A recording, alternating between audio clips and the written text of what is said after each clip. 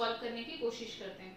बहुत बार पेशेंट्स हमारे पास आकर हमसे एक सवाल करते हैं कि मैम हमारी ट्यूब ब्लॉकेज हुई है तो हम क्या ट्रीटमेंट अपनाएं।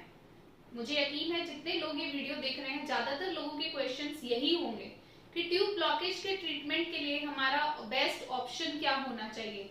क्या हमें लेप्रोस्कोपी करा लेना चाहिए, क्या हमें डायरेक्टली आईवीएफ करा लेना चाहिए, या फिर हमें आयुर्वेदिक ट्रीटमेंट अपनाना चाहिए, जिसके बारे में हम रोज बात करते हैं। आज बहुत ही निष्पक्ष वे में मैं इसके बेस्ट ऑप्शन के बारे में बात करने वाली हूँ। सबसे पहले बात करते हैं लेप्रोस्कोपी के बारे में। ट्यूबर ब्लॉकेज में अगर आप लेप्रोस्कोपी कराते हैं तो जो इसका सक्सेस रेट है दैट इज 20 to 30%, यानी कि 10 में से 3 लोग जिनको लेप्रोस्कोपी के थ्रू ट्यूब का ट्रीटमेंट किया जाता है उनकी ट्यूब्स ओपन होने के चांसेस रहते हैं। जब आप आयुर्वेदा के थ्रू ये ट्रीटमेंट करना चाहते हैं तो इसके सक्सेस के चांसेस 80 to 90% तक रहते हैं, डिपेंडिंग अपॉन के ट्यूब ब्लॉकेज कैसी है। तो इतना चांसेस आपको आयुर्वेदा के ट्रीटमेंट के थ्रू मिलता है। सेकंड, लेप्रोस्कोपी में टाइम ड्यूरेशन कितना है। ये एक वन टाइम प्रोसीजर है और इसमें आपका 2 से 3 दिन मैक्सिमम हॉस्पिटल स्टे और जो प्रोसीजर है डेट इज ऑफ 2 hours, इतना टाइम लगता है। जब आप आयुर्वेदिक ट्रीटमेंट लेते हैं तो इट में टेक 3 months ऑफ टाइम। जब लेप्रोस्कोपी से ट्यूब्स ओपन होती हैं तो ट्यूब्स की फंक्शनैलिटी जो है वो हमेशा एक क्वेश्चन मार्क रहती है।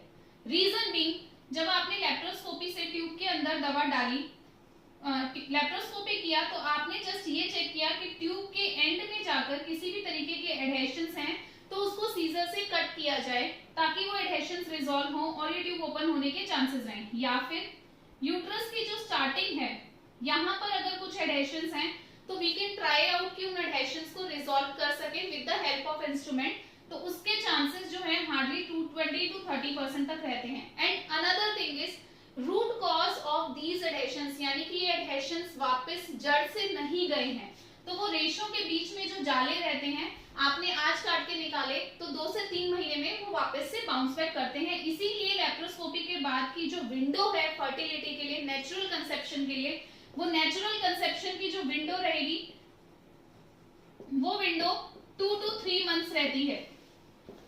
डॉक्टर आपको लेप्रोस्कोपी के बाद क्लियरली मेंशन करते हैं कि 2 से 3 महीने में अगर आपको कंसीव होता है तो great, otherwise you can go for IVF. जब आप आयुर्वेदिक ट्रीटमेंट से ट्यूब्स ओपन करते हैं तो इसमें हम मेडिसिन इंसर्ट करते हैं यूट्रस के अंदर।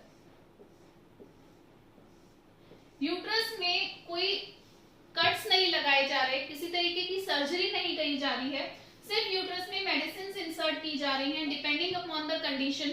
वो मेडिसिन अगर यहाँ एडहेशंस हैं तो उसको पूरी तरह से रिजॉल्व करके यूट्रस से फ्लश आउट करती हैं।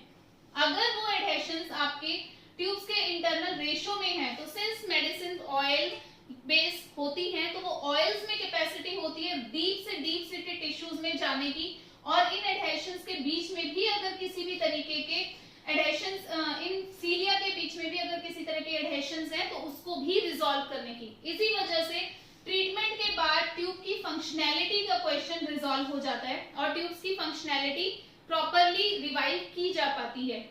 इसी वजह से आयुर्वेदिक ट्रीटमेंट से जब ट्यूब्स ओपन होती है तो ना केवल फंक्शनैलिटी रिवाइव होती है बल्कि ट्यूब्स कम से कम, अगर आपको किसी भी तरीके से रूट कॉज ऑफ इन्फेक्शन वापस नहीं आया है तो ट्यूब ब्लॉकेज वापस नहीं होती है। तीसरी बात करते हैं कॉस्ट की। अगर आप लेप्रोस्कोपी से ट्यूब्स को रिवाइव कराने की कोशिश करते हैं तो it's an approximately cost of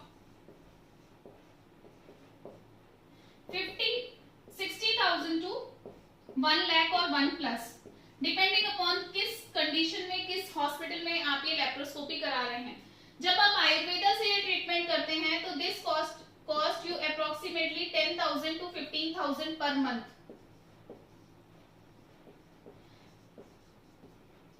जब आप लेप्रोस्कोपी से ट्यूब ओपन कराते हैं एंड यू आर प्लानिंग कि आपको सेकंड बेबी प्लान करना है तो अगेन ट्यूब्स वापस से चेक होंगी और आपकी प्रेगनेंसी उसी पर डिपेंड करेगी।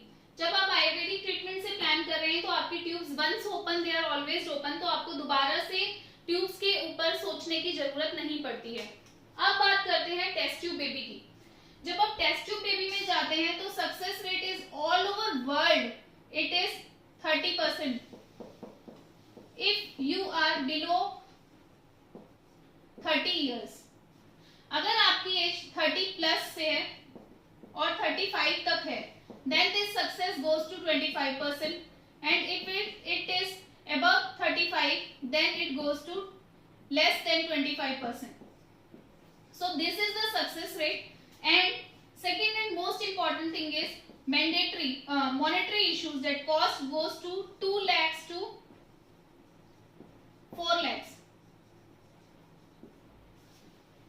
And third thing is, अगर एक बार में सक्सेस नहीं होगा तो यही अमाउंट आपको वापस देना होगा।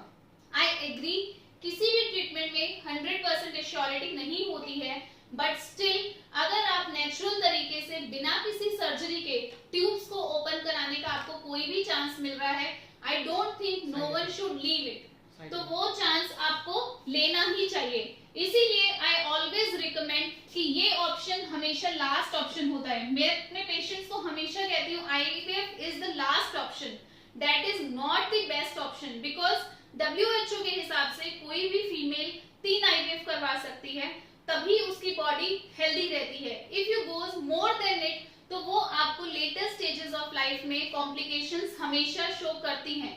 ये बात और है कि बहुत सारे पेशेंट्स बच्चे की चाह में 4, 5, 6 काफी IVF करवाते हैं, बट फीमेल हेल्थ वो बहुत ही ज्यादा डिटोरिएट होती है। Laparoscopy is also a surgery procedure, success is reduce और चांसेस जो है वो भी कम है, एंड उसके बाद फर्टिलिटी के जो विंडो है वो बहुत रिड्यूस रहती है। आई डोंट थिंक कि आपने जिस मंथ ट्राई किया उसी मंथ आपको प्रेगनेंसी हो जाएगी।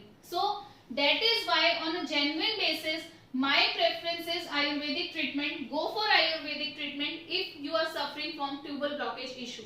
और इसके लिए इससे भी बड़ी बात कि किसी भी तरीके के साइड इफेक्ट्स जो हैं वो आपको आयुर्वेदिक ट्रीटमेंट में नहीं मिलते हैं। जबकि जब आपको इंजेक्शंस लगते हैं IVF में, या पेशेंट्स हमारे पास आके बोलते हैं कि मैम 2 IVF कराए, बैठा नहीं जाता, हिप्स में इतना सिवियर पेन होता है, स्टमक की स्वेलिंग अभी तक नहीं गई है, it is an unbearable condition. जब आपको वो मिल जाता है तो आप वो भूल जाते हो, जब आपको वो नहीं मिलता तो दैट बिकम्स अ मिजरी।